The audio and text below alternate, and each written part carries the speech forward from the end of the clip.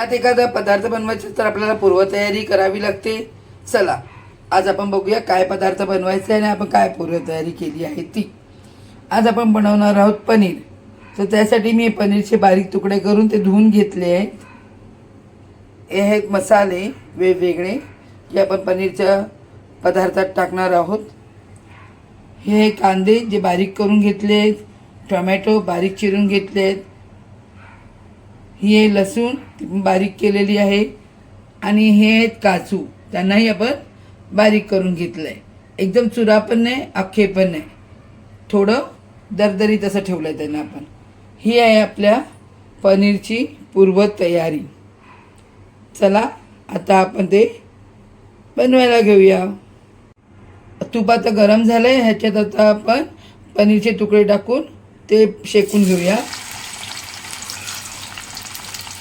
तूप चांगलं गरम होऊ द्यायचं, एकदम जास्त पण नाही की जळेल असं, कारण पनीरमधलं जे पाणी असतं की नाही ते सुकलं गेलं पाहिजे आणि पनीर खमंग असे भाजले गेले पाहिजे.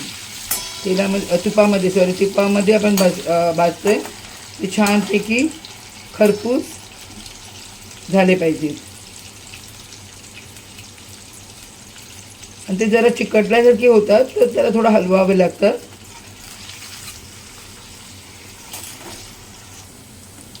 हे बघा आता आपले हे शेकले गेले आहेत पनीर चांगली तुपामध्ये. तुम्हाला हवं तर जास्त कमी तुम्ही करू शकता. आता आपण हे काढून घेऊया, म्हणजे दुसरे अजून आहेत ते पण शेकायचे आहेत ना, म्हणून एकत्र मी एकदम सगळे टाकले नाहीत. हे बघा हे थोडे आता मी दुसऱ्या लॉटमध्ये शेकून घेणार आहे. हे बघा आता उरले होते ते मी शेकायला घेतले तुपामध्ये आणि अर्धे तर शेकून झालेले आहेत. आता हे शेकल्यावर मी तुम्हाला पुढचं दाखवते. हे पहा आता हे आपले पनीरचे तुकडे जे होते ते खरपूस तुपामध्ये भाजून घेतले आहेत.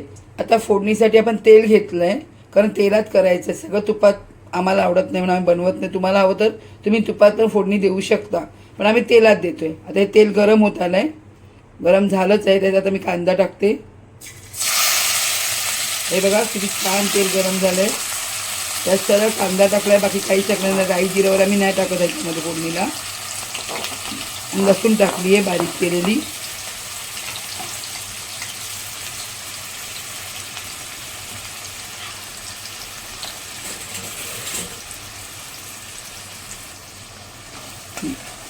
आता छानपैकी आपण तेलामध्ये गरम तेलामध्ये कांदा लसूण चांगलं शेकून घेऊया.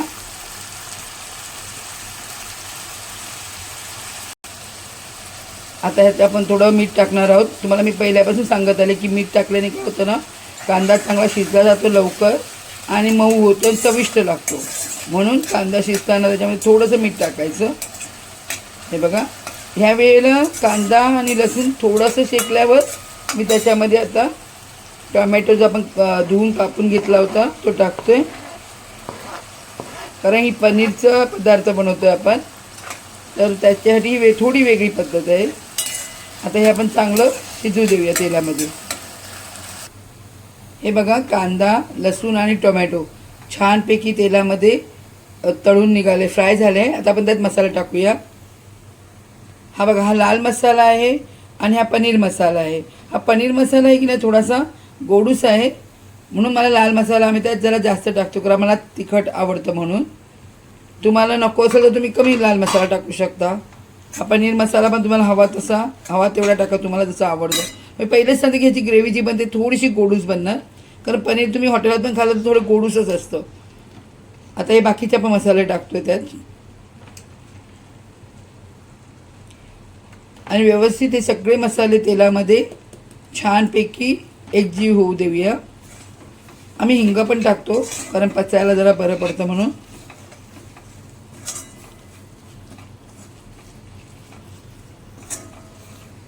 हा मसाला तेलामध्ये छानपैकी एकजीव होतोय. आता आपण त्यात काजूचे जे तुकडे बारीक केले होते ते आपण टाकून त्याच्यामध्ये परत त्याला मिक्स करूया आणि थोडंसं ह्या ग्रेव्हीमध्ये आपण पाणी टाकूया.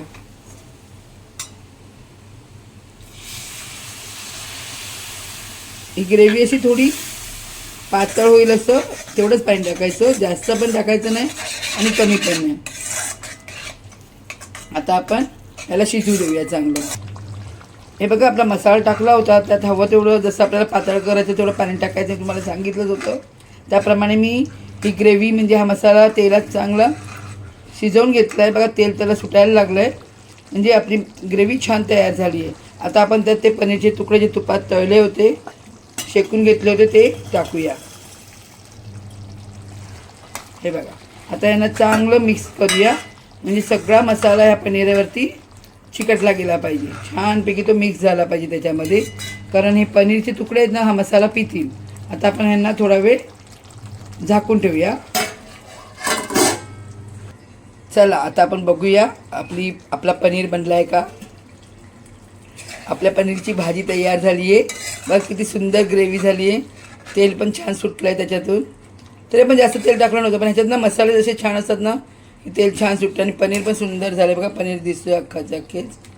चला आता आपली पनीरची भाजी तयार झाली आहे. हे बघा हे काजू आहेत ते मी तुपामध्ये थोडे फ्राय करून घेतलेले, ते आता वरून आपण गार्निशिंगसाठी टाकूया, ते छान दिसतात. तुम्ही जेव्हा वाढाल ना प्लेटमध्ये किंवा वाटीत काढाल तेव्हा टाकलेत तरी चालतील.